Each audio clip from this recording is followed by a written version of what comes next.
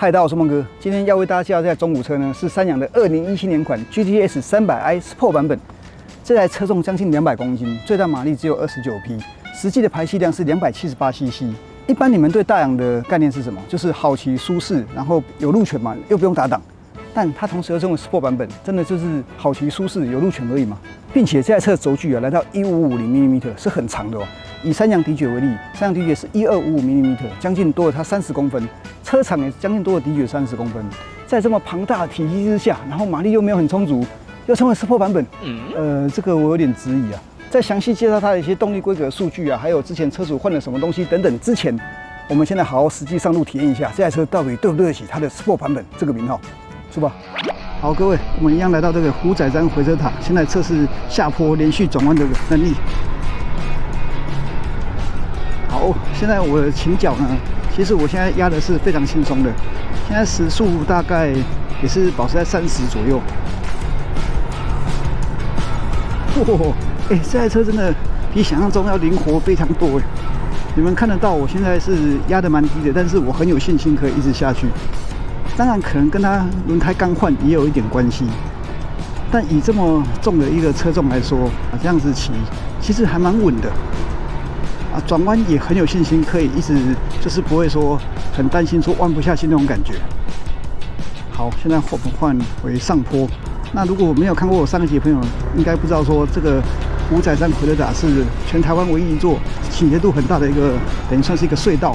左边的倾角呢，因为左边是靠近隐形的地方，所以稍微我就会有点不敢压那么低，但是其实还是可以很轻松的一直压上去，而且我压的也算蛮低的哦。哇，这台车转弯有点出乎我意料哦，在这个地方居然有这个表现，哇！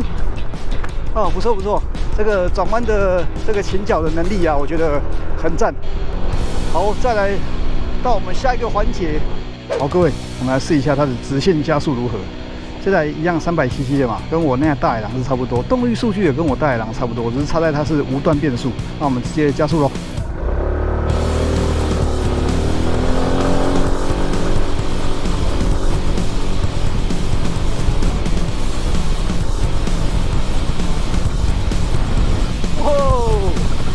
当然，它没有仿赛啊，或是挡车加速来的那么快，毕竟是无段变速嘛，它就是顺顺的一直上去。以这个车重，这个278cc 的实际的CC排气量来说，这个动力我觉得足够了，够用。你看在上坡，现在上坡也是非常轻松啊。好，弯，哇，我觉得比我的大海狼还要来得稳呢，不知道为什么。啊，对，有可能是因为它的轮胎设定的关系，它前轮是14寸，后轮13寸。听说也是因为这样设定的关系，会让它变得比较灵活一点。因为后轮的轮胎变窄了，听说是这样的设定的，让它更灵活许多。我们现在再来跑一小段山路试看看。这边上去的山路也算是蛮刁钻的哦，就是坡度都蛮斜的。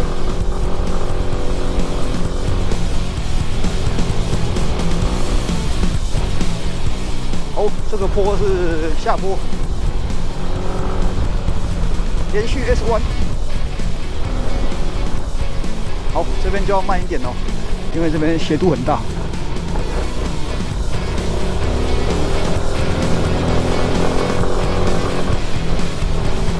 哇，在这种连续长下坡又很陡又很弯的情况下，我现在目前时速当然是没有到很快，大概40-50左右，但是它可以很轻松的完成这段路啊。这边好像前面就没什么路了，我们回转回去。刚刚那段长下坡，现在往回走，上坡看看它的加速能力。哇，蛮猛的哎！它的扭力虽然好像还不到3公斤米，但是在这个这么陡的斜坡，然后搭配将近200公斤的车重，哇，它的扭力我觉得很够用。哇，赞啊！好，我们走一点大众走路线，好，左边这边走看看。好，这边的路就稍微柏油好走一点，刚刚那个有一点柏油兼石头路啊。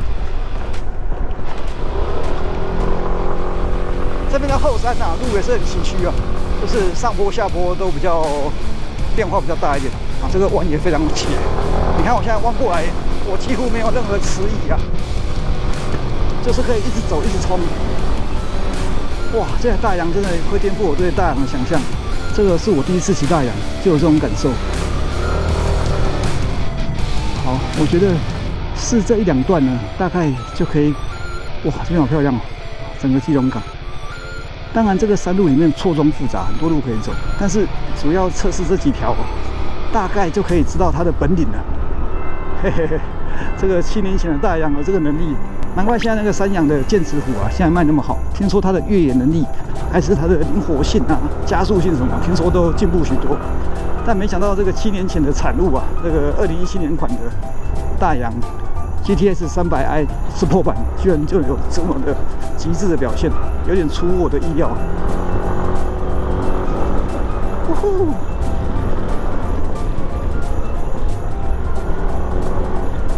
哇哦！真的蛮赞的，它这个整个加速感觉真的是很不错。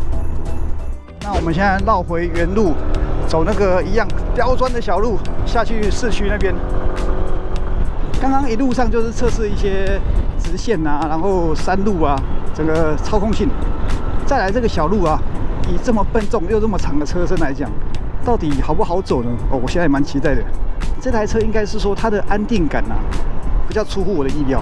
我没有预料到说，哇，原来它在这么激烈的操驾之中，居然不会让我很没有信心。好像那个弯很好的过也好，或者是直线加速的那个顺畅性，以7年前的这个车的这个造车的工业来讲，我觉得已经非常赞了。这个新车价，我记得当时那个Sport版是开价21万5。上次我骑 CB60R 是走另外一条山路下去，我们今天走另外一个，也是很斜的，然后也是很小条的。我们这个地标这边的山路啊，错综复杂。哇，各位有没有看到？没有那种很那种好像在看韩国韩剧有没有？那种小路啊那种感觉，好蛮有那个意境的，有那个 feel 啊。哇！现在其实坡度非常斜哦。等一下，我的360忽然卡住了，卡速过慢，保存失败。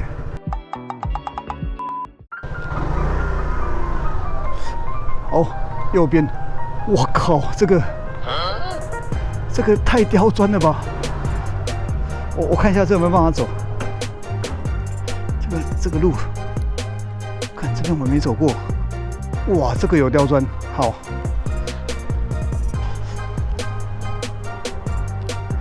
请问一下，这边可以下去吗？哦，这边没路就对了。哦，好，谢谢。如果看到这条，不要下去啊，要走这边下去。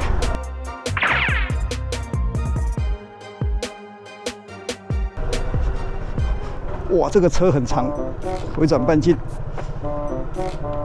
好，各位，我现在遇到一个困难的，我转不过去啊，对吧？啊，直接下楼梯了。好 ，OK，safe。各位注意看哦，这边左边是楼梯哦，你不要走错，它颜色很像。要过来这边走这个路啊，真的要很有心理准备哦。哦，这边也很斜哦。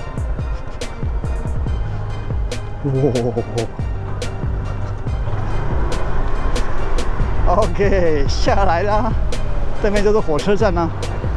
待会我们就不绕进市区了，因为这个车市区就跟一般速克达一样嘛，走走停停就很轻松，没有什么特别的挑战性。待会我们往左转，我们刚刚是下山嘛，待会一样走那个小路上山啊，上山的小路也很不好走。刚刚因为它车比较长啊，所以那个弯你看，刚刚我弯下来没有卡到楼梯那边，但好险它的底盘算还是够高，没有很低。我刚那个楼梯也没有很高，好险还过得去。那么刚才那个下坡又遇到楼梯，哇，那个要挖苦很难啊。啊，另外这个车子啊，它的坐高可能对一般人来讲会比较高一点点，像我身高大概178，我两脚没办法平放，有点勉强，要稍微垫一点点脚尖。但是如果往前坐一点就可以平放。那大家这个身高的比例，大家都可以稍微拿捏一下。基本上大概170公分在骑这台车还不会太有压力。但如果是170公分以下的，可能脚尖就要垫多一点。我们现在要从这边上去喽。这个坡超级无敌陡的哦，来各位看一下，哇！我们再从这边上去地标，走喽！我去，哇！我第一次骑这么大的车这样上来。好，这边的弯还算 OK。我气跟着丢。哦，然后再来这个，哇，这个也超险。目前动力都没有问题啊，动力凉凉啊。这边要走右边。哦，可能是因为它比较大台，然后比较重、比较稳的关系，上这个坡的时候啊，反而会让我有一种稳定感。像刚刚那个坡超陡的哦，我很怕说它会很容易会很浮的那种感觉，反而都没有，稳稳的就上来了。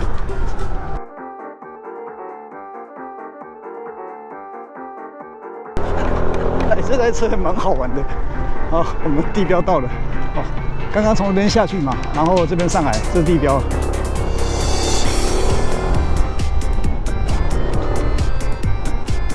哦，各位看一下风景。哇，有时候上来这边喝个咖啡啊，舒服啊，坐在这边，一个人静静的看着整个基隆港，那个人啊车都变得好小，然后顿时间呢，时间就有点稍微静止的感觉。那这个时候心就会比较平静一点。如果你最近呢有点苦闷，或者是心情不好，不管是基隆人还是外地人，这个位置我觉得很棒，或是地标上面那边都有位置可以坐，可是那边会比较多人。那有时候我会把车停在那边啊，或坐在车上看着，然后买个咖啡上来喝，买个点心，超棒。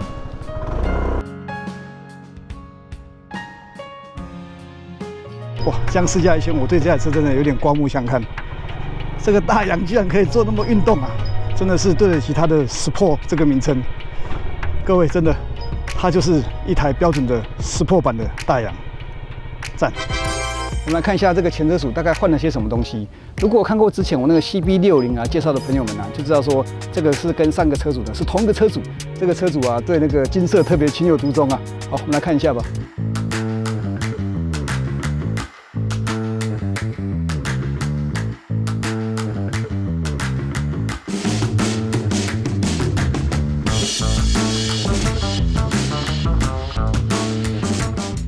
首先，我们来看一下那个拉杆的部分跟把手。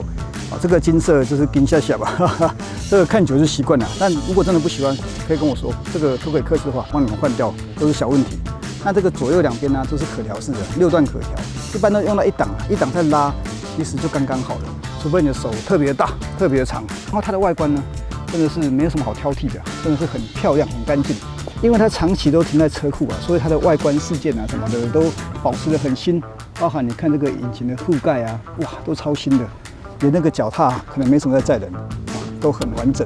那 Sport 版跟一般版到底有什么差异呢？它的风镜，那个 Sport 版的是在短一点，然后黑色的，但车主喜欢大片一点，所以又把它换为原厂的大片的。但大片的看起来就是比较 RV 风啊，而且也可以挡风，其实长途骑起来蛮舒服的。那它是那个 Sport 版就是比较短，大概到这边而已。它都有把那个原厂件留给我，这个到时候都付给你。Sport 版后面这边就是裸露出来的，原本有个后靠背也取消掉了，所以它整个这种结构啊，它的这种立体感啊就会比较明显。它把手这边是做的比较帅气一点啊，椅子也是一体成型的，然后是做那个双色缝线，用红线，然后有 GTS 的那个式样，就很好辨识说，这台就是 Sport 版本的。还有一些小地方不同，就是 Sport 版的贴纸，还有黑色的烤漆的那个轮圈，都是一些小细节啊。但是就是这些小细节呢，让整个车看起来又更运动感了。另外，车主也有装前后行车记录器。那这个前车行车记录器，它是之前比较旧一点点了，大概用了4、5年了，但还算堪用。如果真的不喜欢的话，其实现在坊间有一些那个安卓机，大概6、7千块到1万块之间，就有那种5、6寸的，有导航啊，然后有胎压侦测啊，也很方便。另外，这个行李箱空间非常大，你看，哇，抱歉，里面有点乱。带很多罐水，因为外面超热，不喝会渴死。这个安全帽啊，里面可以放2顶全罩安全帽，然后再放2件雨衣，2个情侣或是夫妻呢出去出游，绝对很够用。那这是行车记录器的主机，还有一个地方它有装那个微笑灯条啊，这边按下去呢，大灯打开的时候按下去就会有一个微笑灯条，也是蛮显眼的。这台车结构就很简单啊，雾灯啊、警示灯啊，然后这个是冬天，如果你很热的时候把它打开。那个热风就会吹你的脚，你就会比较温暖一点。那其他部分大概就这样。实际呢，还是要来体验看看还是要来骑看看你才会知道说这个车你喜不喜欢，适不适合你。再好的车，看外表也只是外表的美好，实际上你要体验过你才会知道说它到底是不是你的归属呢？那至于其他的一些详细的车身规格、动力数据，我就不会太琢磨在这一块了。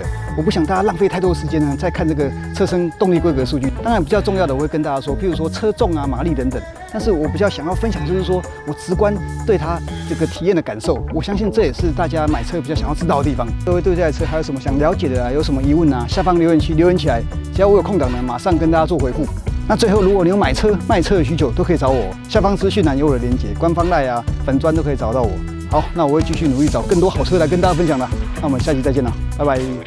再尝试压低一点看看，看能不能再压低一点。靠北摩掐出去，这台车还要卖。哇，我极限了，出脚，哇，开始怀念上次跟李科技骑车那个林道的感觉，出脚，我这台搞不好跟越野好，要挑战一下嘛，下次试看看。